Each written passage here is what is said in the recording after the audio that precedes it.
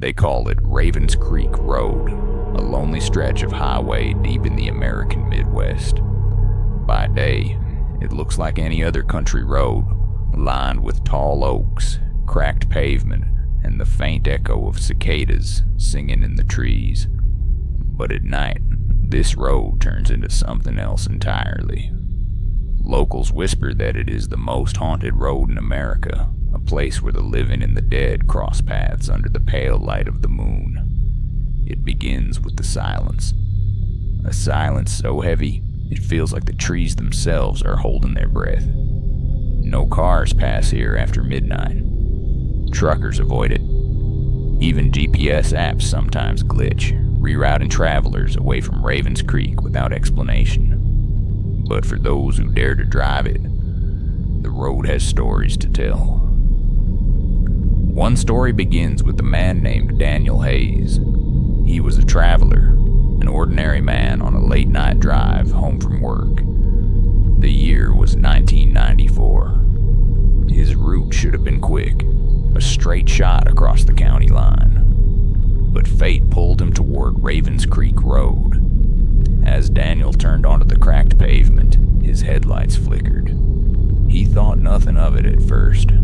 Old cars often behave strangely on rough roads. But then came the feeling, that heavy weight in the chest, that invisible pressure that makes your skin crawl as if unseen eyes are watching from the darkness. The road was empty, yet Daniel swore he wasn't alone. He drove on, the air growing colder with every mile.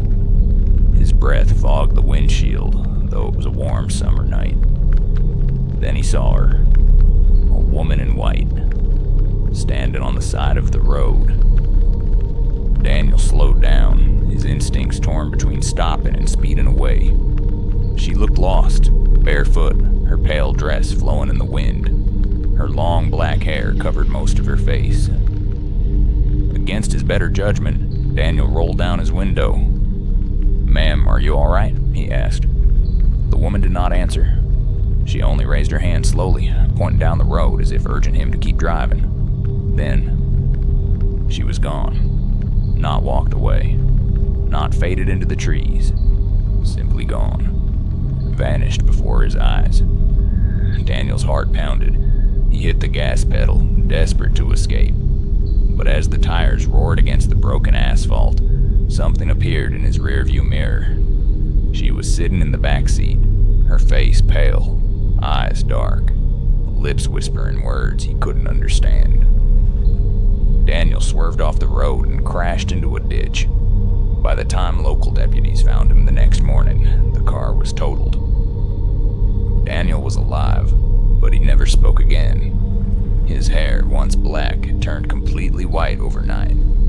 Since that night, Ravens Creek Road has been avoided by nearly everyone. But the legends remain. Locals say the woman in white is searching for something, or someone, she lost long ago.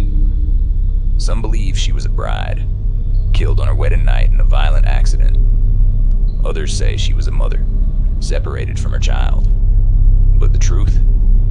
No one knows. What they do know is this: those who ignore her warning, those who stop on Ravens Creek Road after midnight, often don't make it home. And if you dare to drive there, keep your eyes on the road, because once she looks at you, there's no escaping her gaze. Chapter 2. The Town That Remembers. Ravens Creek Road doesn't just cut through empty woods. It leads to a small forgotten town, Milford Hollow. Once a thriving mining community in the early 1900s, Milford is now a shadow of what it used to be. Cracked buildings, boarded windows, rusting signs that once welcomed travelers.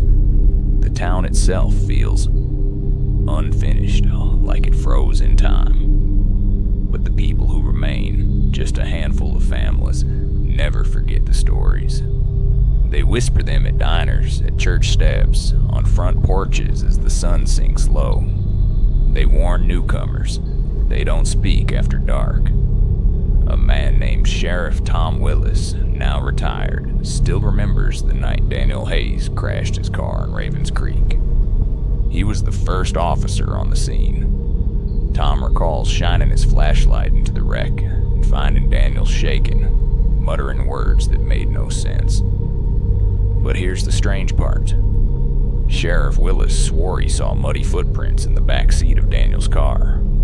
Bare feet. Small and wet, though it hadn't rained in days. That wasn't the first time strange things happened on that road.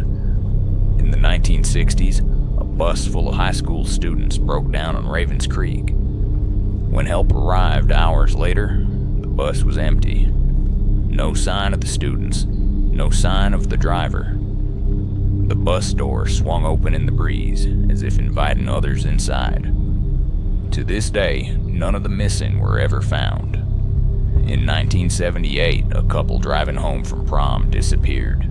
Their car was later discovered, headlights still glowing, engine running, doors wide open. Their clothes were neatly folded on the back seat, but the couple themselves had vanished. Even earlier, in 1932, old miners from Milford Hollow claimed to see figures standing at the tree line, watching them as they walked home. Not quite human, not quite shadow, just silent, waiting. Even earlier, in 1932, old miners from Milford Hollow claimed to see figures standing at the tree line, watching them as they walked home. Not quite human, not quite shadow, just silent, waiting. The deeper you dig into the history of Milford Hollow, the darker it gets. Legend says the land was cursed long before the road was built. Some believe it goes back to the native burial grounds disturbed when the first settlers came to mine coal. Others say it was a deal gone wrong, miners trading something sacred for profit, leaving behind restless spirits. But for the families who still live there, the explanation doesn't matter. All they know is this: once the sun sets, they don't drive past Ravens Creek. They lock their doors, keep their windows shut, and leave a candle burning in the window to keep the shadows away. One woman, Eleanor Briggs, who has lived in Milford Hollow all her life, told a story that chills every listener. She said her father used to walk that road as a young man. One night, while coming home late, he saw a little girl standing alone near the ditch. She looked about 7 years old, wearing an old-fashioned dress. He thought she was lost and tried to help her. When he knelt down and asked her name, she looked up with hollow black eyes and whispered, "They're behind you." He turned. No one was there. When he looked back, the girl was gone. From that night on, Eleanor's father refused to speak about Ravens Creek again. He never walked the road after dark. Locals say this is how the curse spreads. It doesn't just stay on the road. Once you've seen them, once you've heard their voices, you carry a piece of Ravens Creek with you. Sheriff Willis put it best in an old interview. That road ain't just haunted, it's hungry. It takes people, it remembers them. And sometimes, it sends them back. That's why Milford Hollow lives in fear. They don't just remember the road, they know it's alive, and for travelers passing through, it's just a matter of time before Ravens Creek remembers them too.